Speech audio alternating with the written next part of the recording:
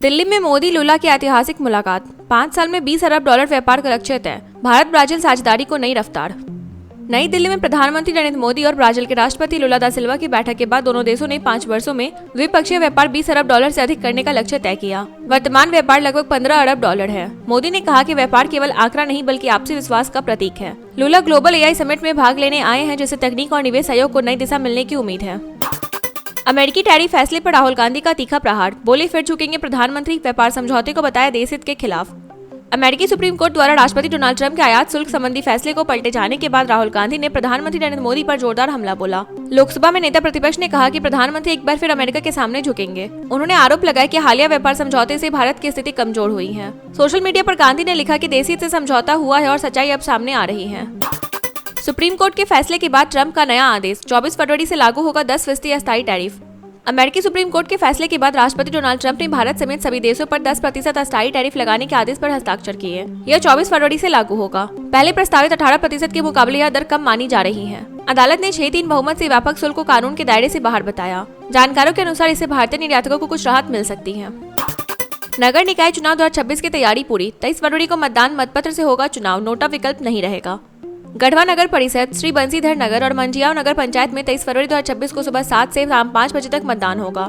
मतगणना 27 फरवरी को तय है। जिला निर्वाचन पदाधिकारी दिनेश यादव और पुलिस अधीक्षक अमन कुमार ने प्रेस वार्ता में जानकारी दी। इस बार EVM के बजाय मतपत्र और मतपेटिका का उपयोग होगा। निर्वाचन आयोग ने स्पष्ट किया कि इस चुनाव में नोटा का विकल्प उपलब्ध नहीं रहेगा। RSS मानहानि मामले में भिवंडी कोर्ट पहुंचे राहुल गांधी। नए जमानतदार पेश 2014 के बयान पर चल रही कानूनी कार्यवाही। लोकसभा में नेता प्रतिपक्ष राहुल गांधी 2014 के RSS मानहानि मामले में भिवंडी की अतिरिक्त सत्र अदालत में पेश हुए। पूर्व जमानतदार शिवराज पाटिल के निधन के बाद उन्हें नए जमानतदार प्रस्तुत करने पड़े। महाराष्ट्र कांग्रेस अध्यक्ष हर्षवर्धन सपकाल भी उनके साथ मौजूद रहे। कांग्रेस ने इसे राजनीतिक दबाव बताया है, जबकि मामला 2014 में दिए गए कथित बयान से जुड़ा है। अगली सुनवाई की तारीख अदालत तय करेगी। AI से नौकरियों पर संकट या नया अवसर। OpenAI के CEO सैम ऑल्टमैन का बड़ा बयान। नई दिल्ली में कार्यक्रम के दौरान OpenAI के CEO सैम ऑल्टमैन ने कहा कि AI तेजी से मानव ज्ञान की सीमाओं को छू रहा है। उन्होंने माना कि AGI अब करीब लगती है, जबकि सुपर इंटेलिजेंस कुछ वर्ष दूर है। ऑल्टमैन ने चेताया कि ऐसी तकनीक पर किसी एक देश या कंपनी का नियंत्रण नहीं होना चाहिए। उन्होंने रिसर्च आधारित विकास मॉडल पर जोर दिया और तकनीकी संतुलन की आवश्यकता बताई। भारत इजरायल रक्षा साझेदारी नई ऊंचाई पर। गोपनीय तकनीक साझा करने को तैयार, मोदी की यात्रा से बड़े सहयोग की उम्मीद। प्रधानमंत्री नरेंद्र मोदी 25-26 फरवरी को इजरायल की यात्रा पर जाएंगे। इस दौरान अत्याधुनिक रक्षा तकनीकों के हस्तांतरण पर चर्चा होगी। सूत्रों के अनुसार हाईटेक लेजर डिफेंस और स्टैंड ऑफ मिसाइल सिस्टम जैसे संवेदनशील उपकरण साझा किए जा सकते हैं। आने वाले वर्षों में रक्षा सहयोग 10 अरब डॉलर पार कर सकता है। आधिकारिक समझौते भले सार्वजनिक न हो, पर रणनीतिक साझेदारी लगातार मजबूत हो रही है।